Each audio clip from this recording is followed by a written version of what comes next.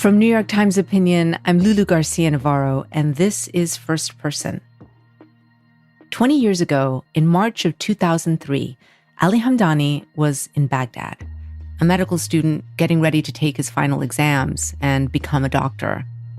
And after months of threats by the U.S., he says it was clear that there was going to be an invasion. It looked more and more real, and this is it. It is happening. In fact, I had a to-do list that was almost impossible to achieve of preparing for the war. What did the list say? The list said, starting with grocery, shopping, canned food, grains, fuel, kerosene, up to digging an actual well in your garden. He was living with his family when the first missiles started falling. Operation Iraqi Freedom. The attack came in waves, cruise missiles, followed by the F-117 stealth bombers with so-called bunker-busting bombs.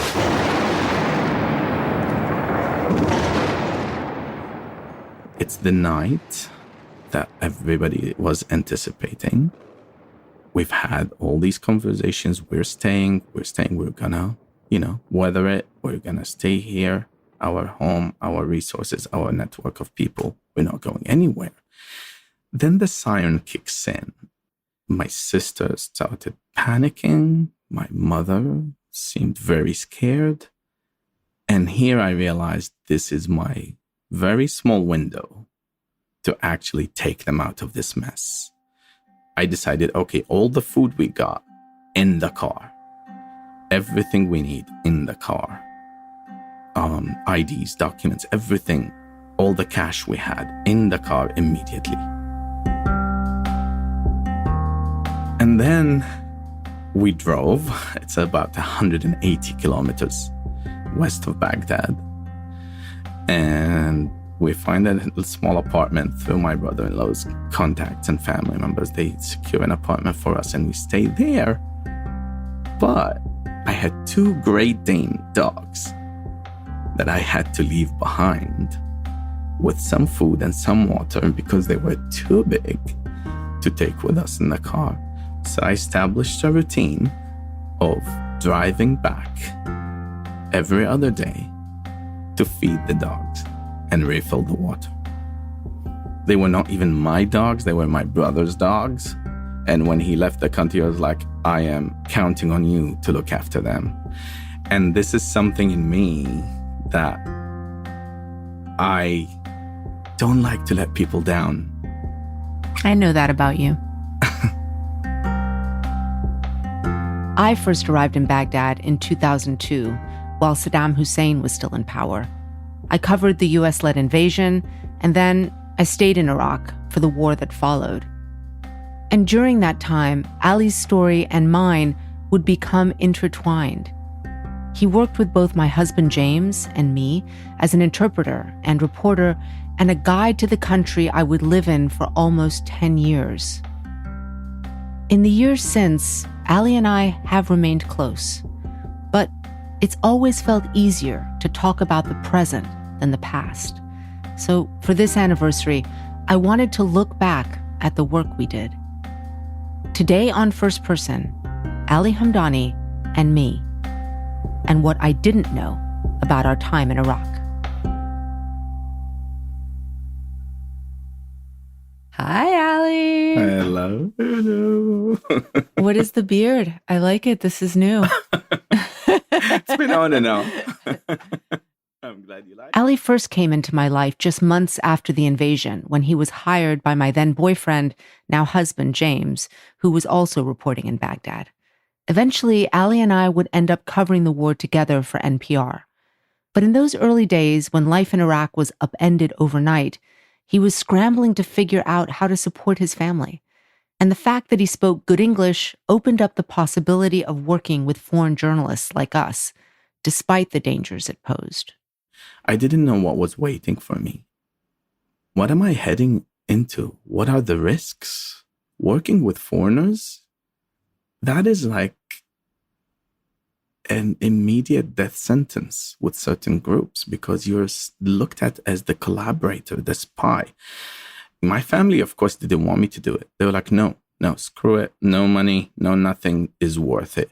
Stay here with us and be safe. And that was just not me.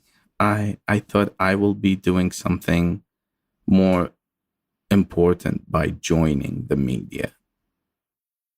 You thought you were going to be doing something more important than being a doctor by being with the media. What did that mean for you at that time? What was that important thing that you thought you were going to be doing? I thought I would have a chance at actually telling the true story. You see, in the fog of war, there's so much blabbering going on, so many inaccuracies, and of course, truth gets buried in the process. And let me tell you from an Iraqi perspective, because we were sitting back there in Baghdad, listening to all the allegations of WMDs and ties to Al-Qaeda and 9/11. And for us, this was a sad joke because we knew that the Iraqi army didn't have a functioning tank, barely had a rifle that could fire a few bullets before exploding. And the ties to Al-Qaeda, give me a break. Saddam would never have allowed any other group to claim power or to seek power. And it was so frustrating for us as Iraqis. Yes, we wanted to get rid of Saddam, but not based on a false flag operation like the invasion.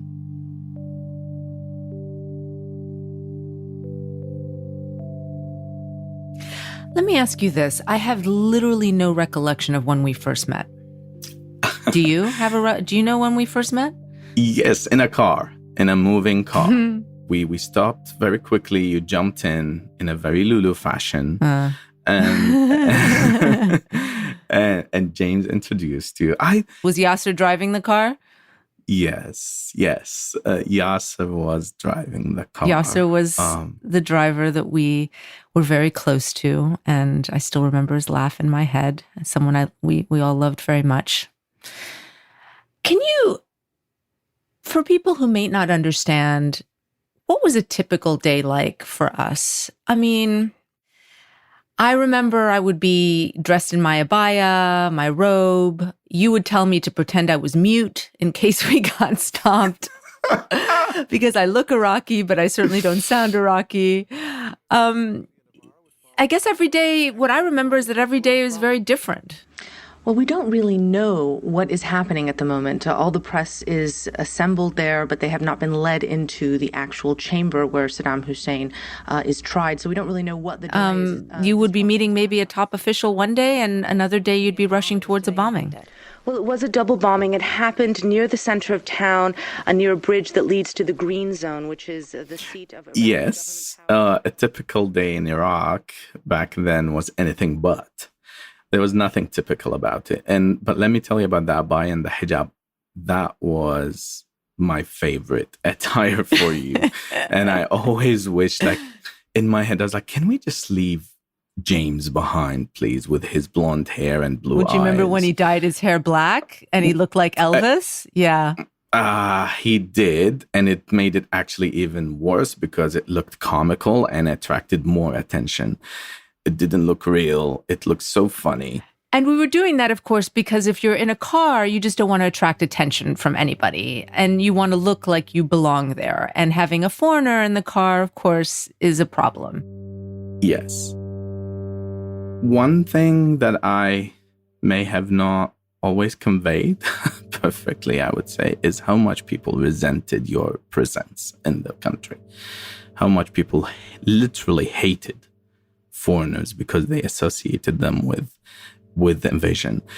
And when I say that, of course, you're aware of all the groups that targeted journalists, but I'm telling you, even the closest people to me, even the people who are educated, the people who know that you are there just to do journalism, even those people resented their existence. But of course, I always had to find the balance between keeping you safe and aware of your, basically situationally aware, but also not to demoralize you by telling you how much people hated your existence.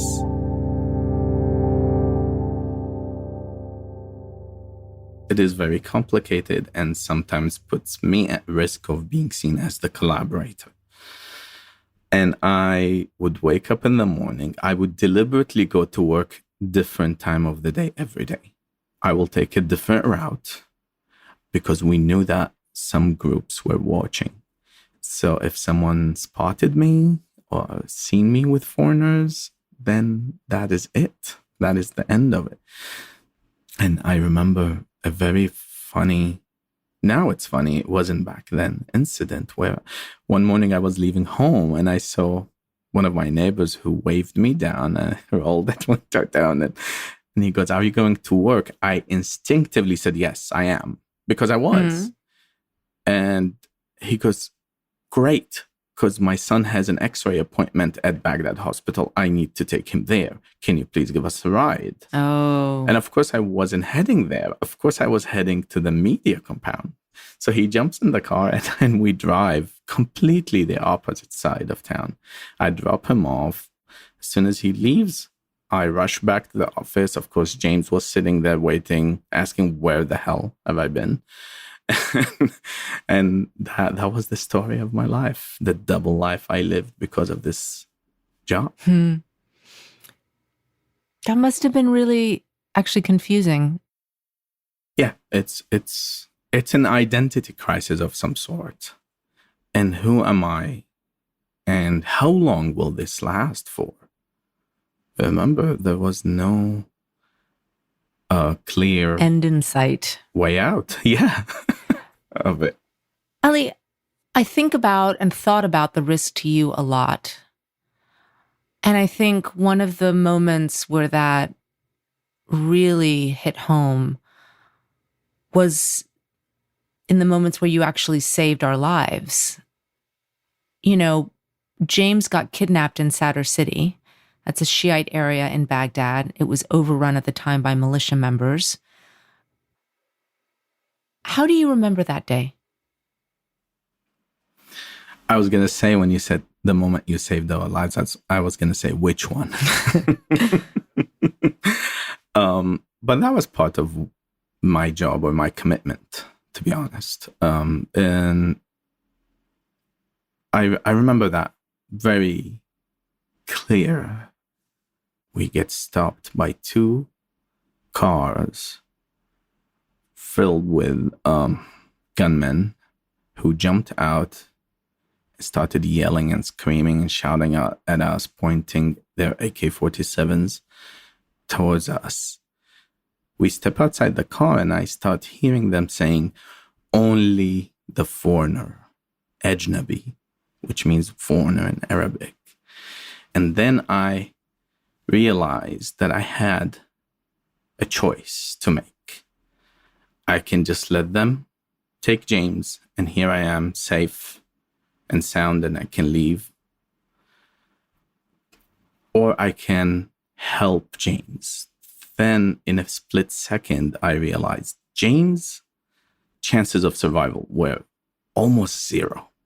And without me helping, translating, James would be clueless of what was going on. So I immediately started yelling, "I'm with him, I'm with him." And they kept saying, "Just the foreigner." I jumped into the kidnapper's car and I kept saying, "I'm with him, I'm with him, take me, I'm with him." And I ended up sitting in James's lap, actually, because the car was so crowded. At least some funny moment in that not so funny situation. And Yasser followed you in his car. He also Yes, put himself in harm's way. absolutely. Yasser, instead of just driving away as he was instructed, he goes, no, I'm also with them. I'm coming. So I immediately started talking to them and reassuring them I'm just an ordinary Iraqi. And then I tried to basically psychologically manipulate them into thinking I'm on their side. And after many hours, they eventually let you go. And I think the story about this for me is just how unbelievably brave you were. Did you think, like, why are these people here putting my life at risk? Oh, trust me, I ask this question every day. Why are they here? It's so much nicer on the other side of the world. Just go away, go live your lives. You don't have to be here. And actually, that brings me to a question to you. Why were you there in the first place? I mean, I don't know that I asked myself that question then. I think 20 years on, I ask myself that question a lot now. And I've come up with a different answer now than I had then. Then I would say I believe that we were really there to tell the story of this country, to make sure the real story got out. That when the government of America would say everything was going great, we were there to say that it was a catastrophe. I felt that it was, on balance, important. And I was also willing to put my life on the line for that. But as you know, I ended up getting PTSD quite seriously. It started at these multiple bombings in Karbala, very early on in the war, when I was in the crowd there and all of a sudden these suicide bombers started detonating their vests. And there were so many people that the bombs acted like meat grinders. And I remember running through the crowd and seeing these pools of blood and the chaos and the fear. And it broke something in me. And over the course of the war, that only got worse.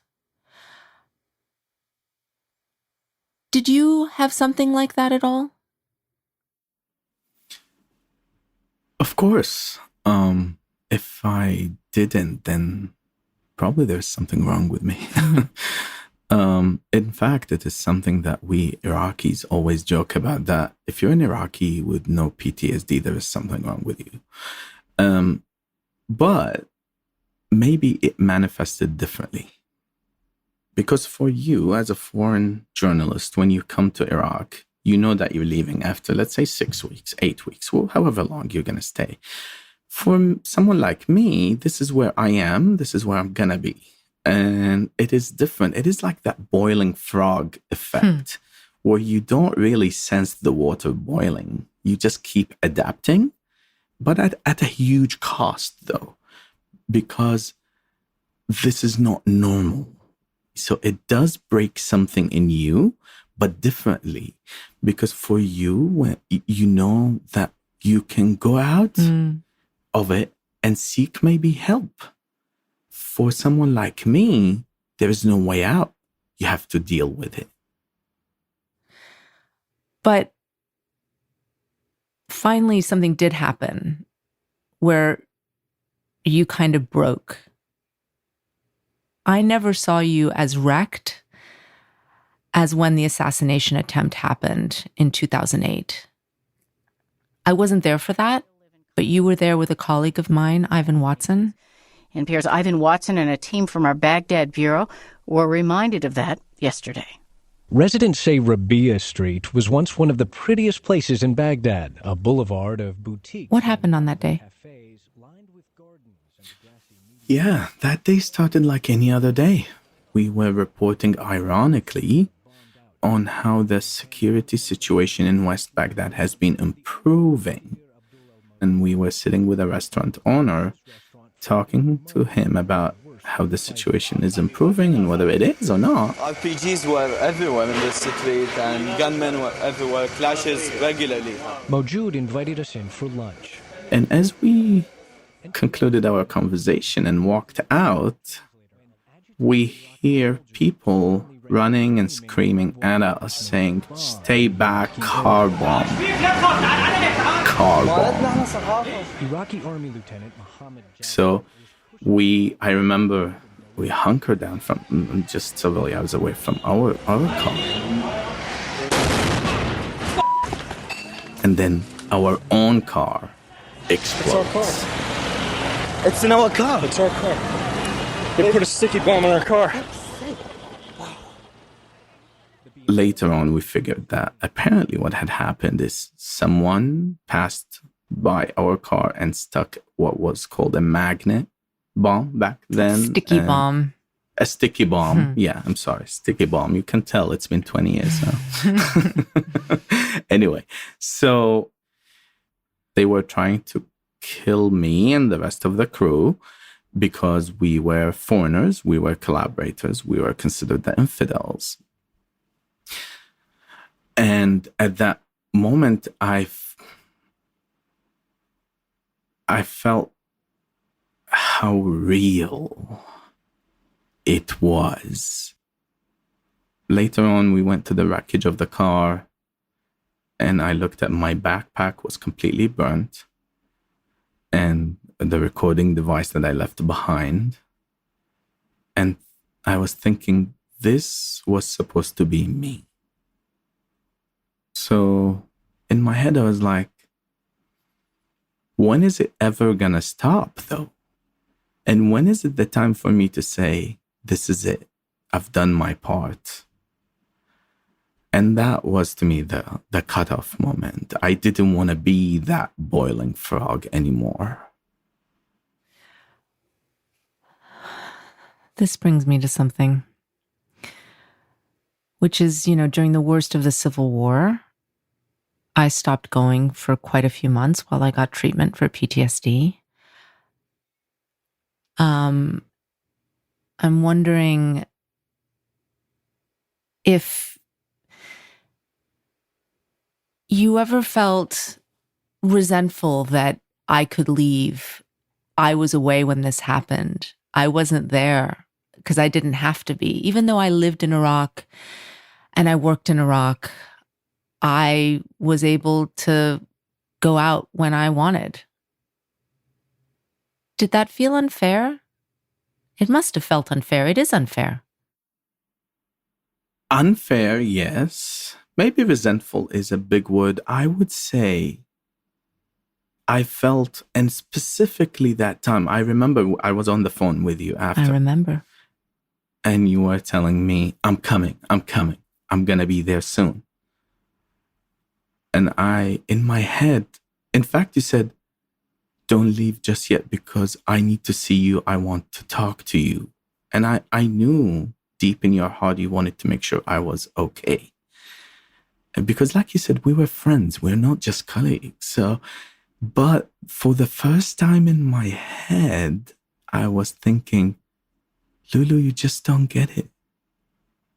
You don't get it. Mm-hmm. When you were saying, don't leave just yet. Wait, I'm coming.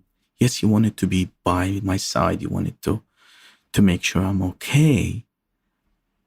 But in my head, I was like, no, you just don't get it. And that, in fact, that phone call made me ever more determined to leave. This is hard to hear, but I get it. Yeah. And for the first time, I felt like I'm on my own with this one. And I owe it to myself to get myself out of it. Not to say that you abandoned me or the crew abandoned. No, they did the very best to actually securely relocate us back to the office.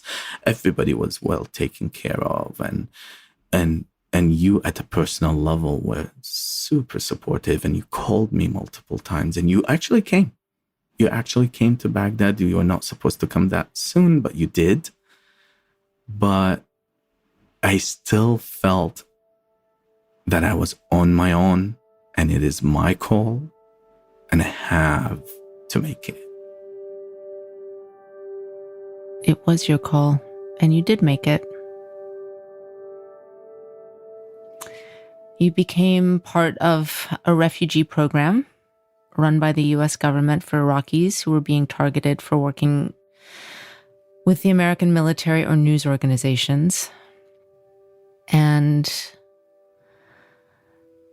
you had the opportunity to basically start the process to get relocated to the US.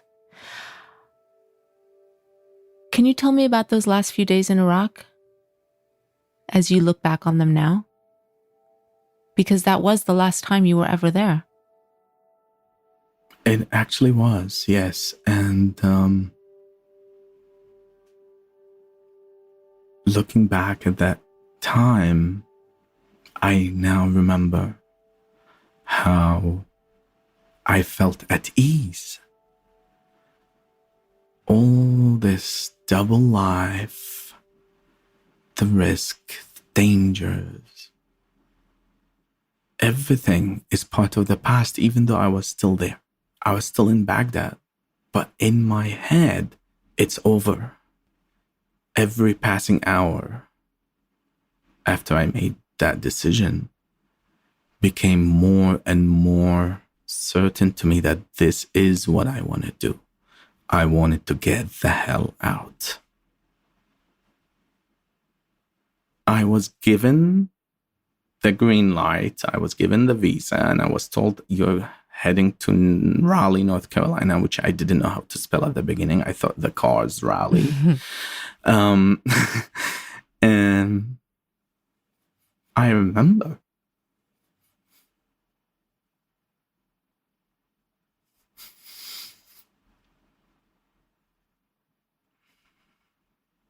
excuse me.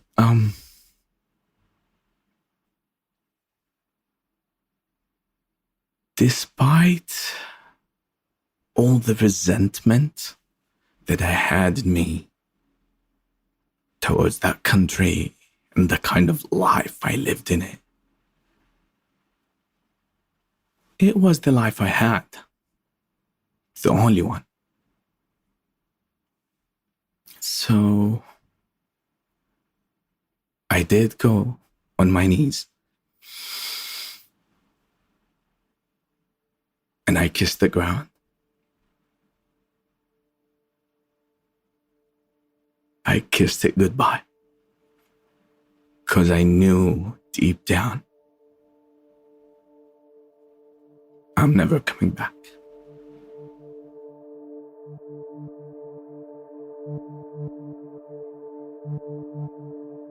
After the break, Ali's life in America.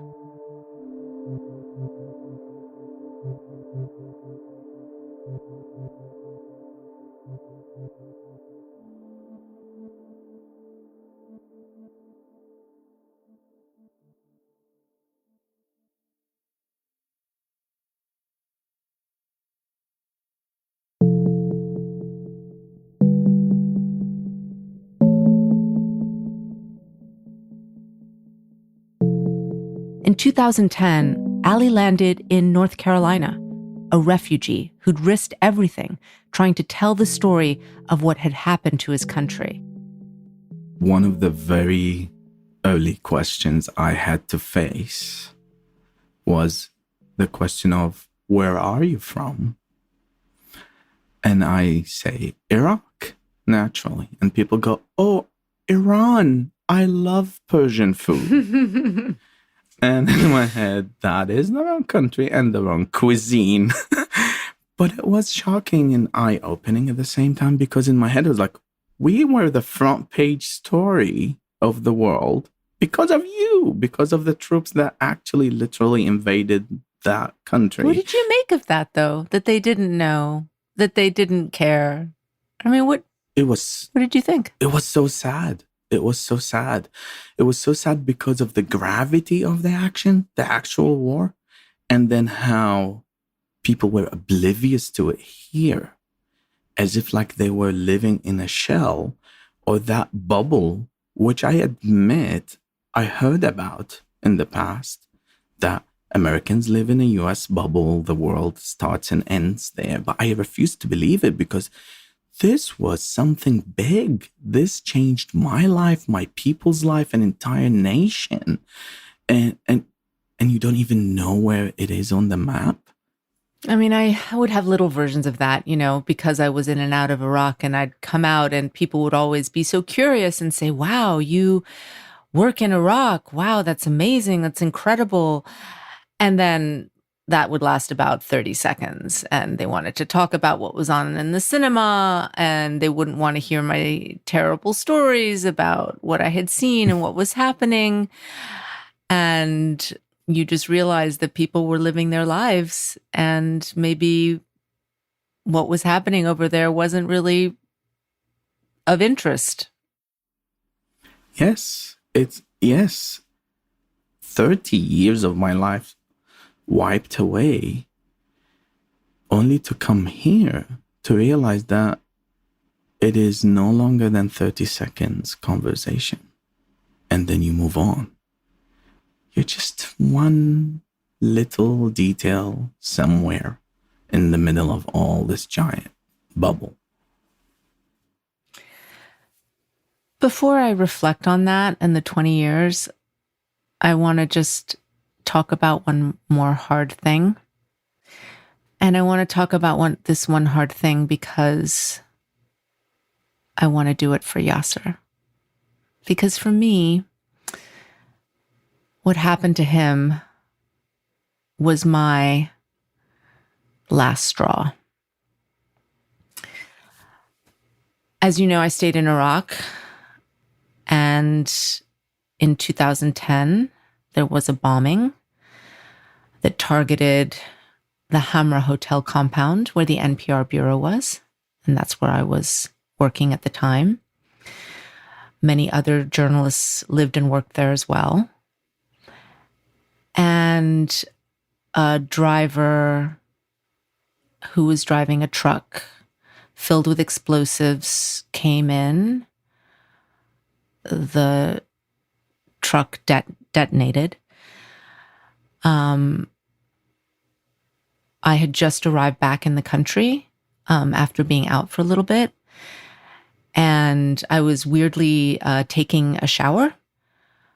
And I remember hearing the shooting and thinking, yep, I'm back in Iraq. And then I heard the shooting get louder and louder. And I ran out and I went to go pull on my clothes. And all of a sudden there was a huge explosion and I was blown onto my back, glass everywhere. And we knew that we were under attack. And what ended up happening, of course, that day was that no foreigners were killed who were actually the target of that attack, but many Iraqis died. And among those Iraqis was Yasser,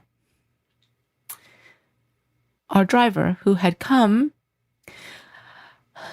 is just coming back into the compound when the attack happened and was caught in the blast.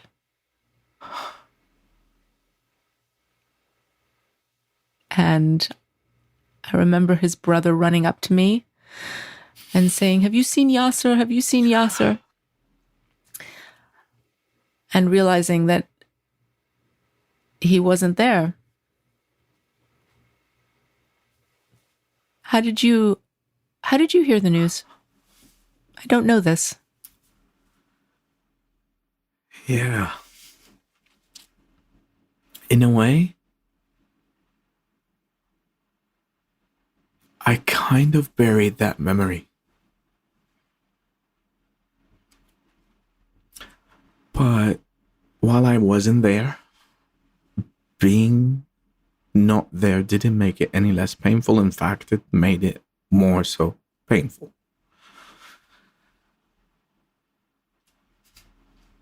You know how you said James is alive because of you? Mm-hmm. You protected our lives. Mm-hmm. I owe it to Yasser that I made it.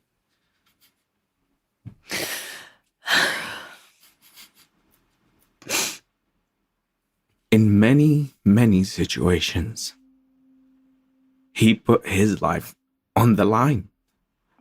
And part of why I refuse to go back, if I'm being honest, to Iraq is because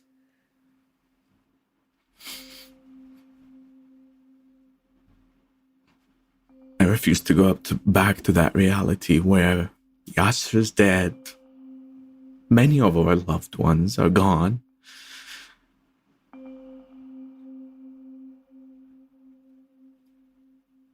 But he will always be alive in our hearts.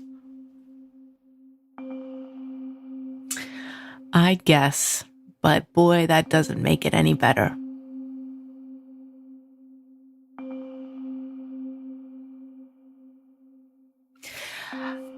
Ali, I'm wondering if you ever think about what your life would have been like if the US hadn't invaded. Yes. What do you think it would have been? I don't know. That is the worst part of it. That is the unresolved part that I will have to carry with me for the rest of my life. Maybe I would have been a doctor somewhere in Iraq. Maybe I would have left and fled the country illegally because it was illegal to travel back then if you were a doctor. And maybe I would have ended up in the US also. But then I think it would have felt different because it would have felt like I did it willingly and not that I was forced into it. I had no other choice. You know, at this 20-year anniversary, I was trying to think about this conversation as a way to explore the question, was it worth it? Was what we did worth it? And after talking to you, I realized that I'm still talking to you as if you'd had a choice. I mean, was it worth it? You never had a choice. I had a choice. You never had a choice. And so the question, was it worth it? Was what we did worth it? I mean, to who? And it really just strikes me that I'm still probably asking the wrong questions, Ali. Trying to make sense of our experience there. Because is there a right question to ask? How do you think about it? What's the right question for you? I'm still looking for the right question. And like you said, was it worth it? Well, who knows? If I had a choice, would I have made the same decisions? Probably not. But when I think about it, it's more than finding out the question than actually realizing that every simple action or decision that we make has consequences. So no, it's not a video game because you're watching it from far. And there are no winners in any war. Everyone is a loser, including us journalists. Things get broken to the level that they cannot be fixed, or when they're fixed, they are never the same. I think that's why you never wanted to have children, right? Nor pets. After what happened with my dogs, I decided no more pets, no more children. Maybe some people call me selfish for that, but this is not the world I want my children to come to.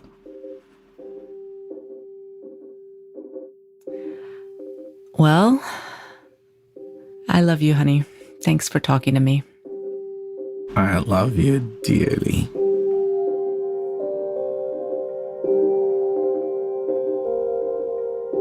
First Person is a production of New York Times Opinion. And do tell us what you thought of this episode.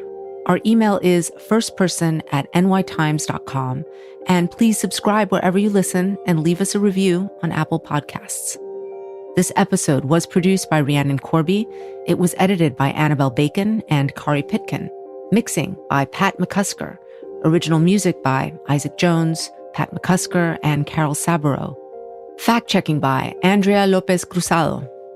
The rest of the First Person team includes Stephanie Joyce, Olivia Natt, Wyatt Orm, Sophia Alvarez-Boyd, Derek Arthur, and Jillian Weinberger. Special thanks to Christina Samuelewski, Shannon Busta, Allison Benedict, Annie Rose Strasser, and Katie Kingsbury. I'm Lulu Garcia-Navarro.